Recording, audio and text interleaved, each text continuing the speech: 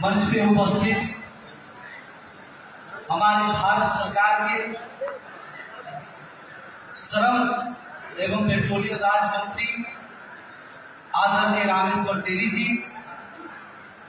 मंच पे उपस्थित हमारे असम सरकार के श्रम मंत्री आदरणीय संजय किशन जी, मंच पे उपस्थित हमारे भारत सरकार में ESIC के मेंबर हमारे संजय सिंह जी, इस कार्यक्रम के सभापति और संयोजक हमारा छोटा भाई दादू जी, मंच पे उपस्थित असम प्रदेश में संगठन को एक नई मजबूती देने वाले हमारे छोटे भाई पंचानन डेका जी, मंच पे उपस्थित हमारे छोटे भाई जो संगठन में हमेशा आगे बढ़ के एक नई दिशा, नई ऊर्जा प्रदान करने वाले हमारे धन कुमार डेका जी, हमारे सभी श्रमिक भाइयों बहनों, हमारे सभी कार्यकर्ता बंधुओं, हमारे सभी पदाधिकारी गणों का मैं मां कामाख्या की धरती में आपका हार्दिक अभिनंदन स्वागत करता हूं। आपको पता है किस तरीके से जब हमारा आंदोलन चलता था, तो चाहे तिनसुकिया हो, चाहे डिब्रूगढ़ हो, गुवाहाटी हो, नौगांव हो, तमाम जगह से हमारे सभी साथी श्रमिक भाई ट्रेन में लटक करके जिस तरह से हो दिल्ली के संसद भवन में पहुंचने का काम करते थे। आज आपका यह संगठन, आपने जो मजबूती प्रदान किया, पूरे भारत में जो हमारा लगभग 7 लाख परिवार का यह संगठन जो आपकी समस्याओं को दूर करने के लिए हमारे बीच देश के तमाम मंत्री हमारे बीच उपस्थित हुए हैं, ये हमारे लिए बहुत ही सौभाग्य की बात है। मैं माननीय मंत्री जी को बताना चाहता हूं कि रेलवे मार्ग गोदाम के श्रमिक जो ब्रिटिश शासनकाल में 177 साल पहले जब रेलवे को मार्ग ढुलाई की व्यवस्था में लाई गई थी, उस समय से लेकर के आज तक, चाहे वो कड़कड़ाती ठंड हो, चिलचिलाती धूप हो या मूसलाधार बारिश हो, सुबह का 4 बजे हो या रात के 12 बजे हो, हर समय अपने देश को आर्थिक रूप से मजबूती देने के लिए भारतीय रेल हमारे देश का, हम सभी का लाइफलाइन कहा जाता है। मैं आपको बताना चाहता हूं मंत्री जी कि देश का जो रेल लाइफलाइन है, हर साल जब बजट देश में हमारे रेल मंत्री जी पार्लियामेंट में प्रस्तुत करते हैं, तो ये उनको आप सभी को पता होगा कि रेलवे का जो मुख्य आमदनी का जरिया है, लगभग 1 रुपया में 70% की जो आमदनी होती है, आज 37 किलोमीटर से लेकर के जो पूरे देश में लाखों किलोमीटर में रेलवे जो बढ़ने का काम हुआ है, आज विश्व में दूसरा सबसे बड़ा रेलवे नेटवर्क अगर कोई है तो हमारा भारत का दूसरा सबसे बड़ा रेलवे नेटवर्क है। आज जो विश्व में सबसे बड़ा दूसरा रेलवे नेटवर्क भारतीय रेल बना है, अगर वो किसी का सबसे महत्वपूर्ण योगदान है तो हमारे रेलवे मार्ग गोदाम के सभी को एक बैठक में सभी को करेंगे। मैं धन्यवाद करना चाहता हूं हमारे भारत रत्न स्वर्गीय अटल बिहारी वाजपेयी जी का श्रद्धांजलि अर्पित करना चाहता हूं इस संगठन के माध्यम से, जब वो देश के प्रधानमंत्री थे और इस देश के श्रम मंत्री डॉक्टर साहेब सिंह वर्मा स्वर्गीय थे। पहली बार भारत सरकार की कैबिनेट की बैठक 28 अक्टूबर 2003 को रखी गई। उसमें भारत सरकार ने रेलवे मार्ग गोदाम के श्रमिकों जो संगठन ने मांग रखा, चाहे उनकी मेडिकल की सुविधा हो, इनके सही वेतनमान की सुविधा हो, इनके बच्चों की शिक्षा की व्यवस्था हो, इनके लिए रेलवे पास की सुविधा हो, तमाम जो कर्मचारी को सभी सुविधाएं मिलती है भारत सरकार में, वो सारी बातें उस बैठक में रखी गई थी। और हमारे संगठन के राष्ट्रीय महामंत्री जी ने सरकार के समक्ष एक प्रस्ताव रखे थे कि जो ब्रिटिश शासन काल से जो श्रम कानून बना हुआ है, उसमें रेलवे मार्ग गोदाम के श्रमिकों के लिए किसी प्रकार की जगह नहीं है। इसलिए मैं आपसे गुजारिश करता हूं कि श्रम कानूनों में संशोधन हो, इन रेलवे मार्ग गोदाम के श्रमिकों को उसमें जगह मिले ताकि उनके हक अधिकार का मार्ग प्रशस्त हो सके। सरकार ने उस बैठक में प्रस्ताव को पारित किया, लेकिन सदन में वो पारित नहीं हो सका, सरकार चली गई। 10 साल हमारे जब नरेंद्र मोदी जी की सरकार बनी, पुनः हम सभी लोग ने भारत सरकार के साथ मीटिंग बैठक, चाहे वो श्रम मंत्रालय हो, रेल मंत्रालय हो, मैं अभिनंदन करना चाहता हूँ हमारे भारत सरकार के श्रम मंत्रालय और हमारे पूर्व श्रम मंत्री संतोष कुमार गंगवार जी का, जब 4 लेबर कोड बना, इन मजदूरों के लिए जो ऑक्यूपेशनल सेफ्टी कोड बिल लाया गया, उस बिल में रेलवे माल गोदाम के श्रमिकों को स्थान मिला, इनको एक पहचान के रूप में प्राप्त। उसके बाद हमारी दूसरी त्रिपक्षीय बैठक 23 मार्च 2021 को श्रम मंत्री की अध्यक्षता में भारत सरकार के श्रम मंत्रालय के समक्ष रखा गया। उस बैठक में मैंने भारत सरकार के समक्ष आपकी समस्याओं के बारे में रखा कि महोदय, आप आसाम प्रदेश चले जाइए, उड़ीसा प्रदेश चला जाइए, जहां पर आयरन की लोडिंग होती है, सीमेंट की लोडिंग होती है। हमारे देश में ऐसी कहावतें हमारे बड़े बुजुर्ग माता पिता बताते हैं कि हमारे हाथों में जो भाग की रेखा है वही बताती है कि हमारा आने वाला कल कैसा है। मैं आपको बताना चाहता हूं महोदय, रेलवे माल गोदाम के श्रमिक ने इस देश और रेलवे के भाग को बनाने के लिए अपने हाथों की लकीर तक मिटा देने का काम किया है। आज बहुत सारे ऐसे हमारे श्रमिक हैं जिनका आधार कार्ड नहीं बन पाया है। उसका कारण ये है कि जब वो थंब लगाने जाते हैं तो उनके हाथों की लकीर मिट गया है। ऐसे मजदूर जो 177 साल से देश के विकास में रेलवे को नई ऊंचाई देने का काम जो करते आ रहे हैं, आज इस बैठक में उनके आने वाले पीढ़ी, उनके बच्चों के भविष्य को सुरक्षित करने का निर्णय लिया जाए। इतिहास के पन्ने में लिखा जाए कि जो 177 साल में हमें अधिकार नहीं मिला,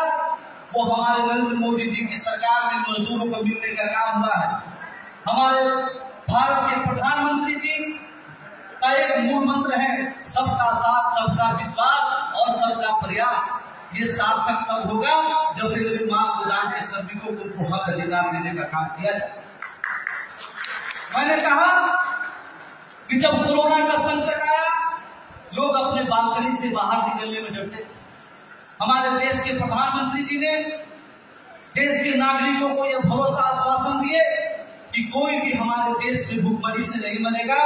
सबके घर तक अनाज पहुंचने का काम होगा। उस समय इस देश में कोई अपनी जान की परवाह किए बिना, अपने बच्चों की जान की परवाह किए बिना अगर कोई इस देश में सबसे आगे आने का काम किया तो रेलवे माल गोदाम के श्रमिकों ने काम किया। जब देश में सड़क मार्ग बंद हो गया, हवाई मार्ग बंद हो गई, पैसेंजर ट्रेन चलना बंद हो गया, हम आपने देखा ट्रेन में कि किस तरह से लोग दिल्ली से असम तक पैदल चल के आने का काम किए। उस परिस्थिति में भी हमारे लोग, हमारा माल गोदाम के श्रमिक कहीं 500 की संख्या में, कहीं 1000 की संख्या में, कहीं 2000 की संख्या में एकत्रित होकर पुलिस की डंडा खा करके थे। पुलिस की डंडा इसलिए खाए कि उनके पास उस समय पहचान नहीं था कि ये माल गोदाम के श्रमिक। जब वो गेहूं, चावल, चीनी, तमाम खाद्यान्न सामग्री उतार करके देश के कोने कोने में पहुंचाने का जब वो काम कर रहे थे, उस भोजन की सामग्री खा करके डॉक्टर कोरोना के बीमार लोगों का इलाज कर रहे थे। वही भोजन खा करके हमारा प्रशासन देश को सुरक्षा प्रदान करने का काम कर रहे थे। उस समय अगर सबसे बड़ा कोरोना वीर के रूप में अगर कोई सामने आया तो रेलवे माल गोदाम सभी सामने। मैंने उस बैठक में मांग किया कि हमारा मजदूर जो दिन रात काम करता है, अगर एक आदमी का औसत उम्र 60 से 70 वर्ष है, जब वो दिन रात सीमेंट की बोरी उतारता है, उसके नाक में सीमेंट का दर्दा जाकर के उसके लंग्स में जब जाने का काम होता है, वो अपने जीवन का 10 साल कम उसका हो जाता है। ऐसे त्याग करने वाला हमारा रेलवे माल गोदाम के श्रमिकों को उसको मेडिकल की सुविधा प्राप्त हो, उसको समान काम समान वेतन का सुविधा प्राप्त हो। हमारी तरह काम करने वाला हमारा एफसीआई का मजदूर भाई जो एफसीआई के गोदाम में चावल, गेहूं, चीनी ट्रक से लोड अनलोड करने का काम करता है, वो एफसीआई का सामान भी माल गाड़ी से ही आता है। जब वो माल गाड़ी से आता है, उस रेक पॉइंट पर सबसे पहले माल गोदाम के श्रमिक लोड अनलोड करते हैं, और जब वो ट्रक पर लोड होकर के जब एफसीआई के गोदाम में पहुंचता है, तब उसके बाद एफसीआई के वर्कर उसको लोड अनलोड करने का काम करते हैं। एक तरफ उस मजदूर को 60 से 70 हजार एफसीआई के मजदूरों को तनख्वाह प्राप्त होता है, और एक तरफ हमारा मजदूर जो दिन रात खून पसीना बहा के इस देश का निर्माण में काम कर रहा है, कहीं उसको 1.5 रुपया, कहीं 1 रुपया, कहीं 80 पैसा प्राप्त होता है। इस व्यवस्था को दुरुस्त किया जाए और जिस तरह सिलाई के मजदूरों को वेतनमान प्राप्त होता है, उसी तरह माल गोदाम के श्रमिकों को भी वेतन प्राप्त हो, उसके घरों में भी वो खुशी और रोशनी प्राप्त होने का काम हो। मैं धन्यवाद देना चाहता हूँ हमारे श्रम मंत्री और श्रम मंत्रालय का, जिन्होंने हम जो 14 मांग रखे थे, उस 14 मांग को स्वीकृति प्रदान देने का काम किया। मैं अभिनंदन करना चाहता हूँ इस देश में भारत सरकार ने आपके संगठन भारतीय रेलवे माल गोदाम श्रमिक संघ को यह ऑथराइज किए कि पूरे देश में कितने रेलवे माल गोदाम के श्रमिक काम करते हैं, उसका डाटा इकट्ठा किया जाए और भारतीय रेलवे माल गोदाम श्रमिक संघ के पदाधिकारी प्रत्येक रेलवे माल गोदाम में कैंप लगा करके मजदूरों का रिकॉर्ड तैयार करे और सरकार तक पहुंचाने का काम हो, ताकि उसके हक अधिकार उसके हाथों तक पहुंचने का काम हो। मैं धन्यवाद करना चाहता हूँ यहाँ उपस्थित हमारे सभी पदाधिकारी का, जिन्होंने फोरकटिंग हो, लंबा हो, भूखा जान हो, लीडो हो, तमाम जगह, चाहे हमारे पंचायत हो, हमारे दादुल हो, हमारे उत्तम नाथ हो, हमारे विमल बरुआ जी हो, चाहे हमारे बलजीत हो, या तमाम हमारे साथी चाहे दीपक हो, सभी लोगों ने मिलकर करके पूरे देश में लगभग 80% जो हमारे 6 लाख श्रमिक हैं, उनका रजिस्टर तैयार करने का काम हुआ है। और हम लोग, मैं, हमारे बीच जो हमारे बीच भारत सरकार के मंत्री और हमारे असम सरकार के मंत्री उपस्थित हैं, मैं इनसे मांग करना चाहता हूं कि आप जिस समय संगठन एक और द्विपक्षीय बैठक रेल मंत्रालय के समक्ष जो वेतनमान तय करने के लिए लेकर हम लोग प्रस्तुत करने का काम करेंगे, तो मैं आपको हाथ जोड़ के निवेदन करता हूं कि असम प्रदेश में लगभग 7,000 की संख्या में माल गोदाम के श्रमिक हैं। इन माल गोदाम के श्रमिकों का भविष्य सुरक्षित करने के लिए आप हमारा साथ है, आप उस बैठक में उपस्थित हो, ताकि आपके माध्यम से इस मजदूरों को मजबूती प्रदान हो और इनके हक अधिकार के लिए आप रेल मंत्रालय में अपनी आवाज को बुलंद करने का काम करेंगे, ताकि इन मजदूरों का भविष्य सुरक्षित होने का काम हो। मुझे पूरा भरोसा है, मैं लगभग हमारे श्रम राज्य मंत्री जी से 3 बार इनके मंत्रालय में बैठक कर चुका हूँ, और मैं जब मिला तो मुझे बिल्कुल नहीं लगा कि ये हमारे कैबिनेट, हमारे भारत सरकार के मंत्री है। इतना सुलभ, इतना मिलनसार, इतना जमीनी व्यक्ति आज पहली बार मैं असम प्रदेश के श्रम मंत्री संजय किशन जी से मिला, और जो इनका विचार, व्यवहार, लोगों से मिलने जुलने का जो इनका भाव बने मैंने देखा, अब आप बिल्कुल निसंदेह हो जाएंगे, जब राज्य सरकार से लेकर भारत सरकार आपके साथ है, तो किसी की ताकत नहीं है कि आपको सही हक अधिकार मिलने से रोक सकता है। हेलो दोस्तों, चकन चरण माई भाई आज में वीडियो बनाने जा रहा है। सब लोग देखना, मैं चकन चरण माई भाई आज में वीडियो बना रहा है। तिनचुकिया में वीडियो बनाएगा। आज से भारतीय रेलवे माल गोदाम श्रमिक सिंह है। आज प्रोग्राम मीटिंग वाला शुरू होने वाला है। सब उसका हम मीटिंग में मनोरंजन चार आ जाएगा। अभी मनोले भारतीय रेलवे माल गोदाम में ये कार्ड दिया है हम लोग को, कार्ड को आज में आने वाला है। कल मैं डिब्रूगढ़ कार्यक्रम आया था, हमारे साथ हमारे मंत्री महोदय जी भी उपस्थित थे। उससे एक दिन पहले हमारी बैठक रेल मंत्रालय के अध्यक्ष आदरणीय वीके त्रिपाठी जी से हुई। मैं 2 महीना बाद भारत सरकार के रेल मंत्रालय में गया था। 2 महीना से महामंत्री जी का राष्ट्रव्यापी दौरा आप लोगों के बीच था। जब मैं वहां गया, जो बातें मैं 1998 से रेल मंत्री महोदय को, रेलवे बोर्ड के अध्यक्ष महोदय को जो बातें बता रहा था, जब मैं उनके साथ मिला तो उन्होंने मुझे बताया कि रेलवे माल गोदाम के श्रमिकों को भारतीय रेल से किस तरह जोड़ा जाए, उनको सही वेतनमान किस तरह से मिले, उसके लिए मैं पॉलिसी मेकिंग का काम कर रहा हूँ। मैं उनका भी अभिनंदन करना चाहता हूँ, मैं उनको धन्यवाद देना चाहता हूँ कि वो भी भारत सरकार के रेल मंत्रालय भी एक साथ होकर के आपके संगठन के साथ मिलकर करके आपके हक अधिकार को सुरक्षित करने का काम किए हैं। मैं भरोसा और विश्वास के साथ इस मंच पर आज कह सकता हूं कि जो 177 साल में नहीं हुआ, वो नरेंद्र मोदी जी की सरकार में आपको मिलने का काम होगा, आपका भविष्य सुरक्षित होने का काम होगा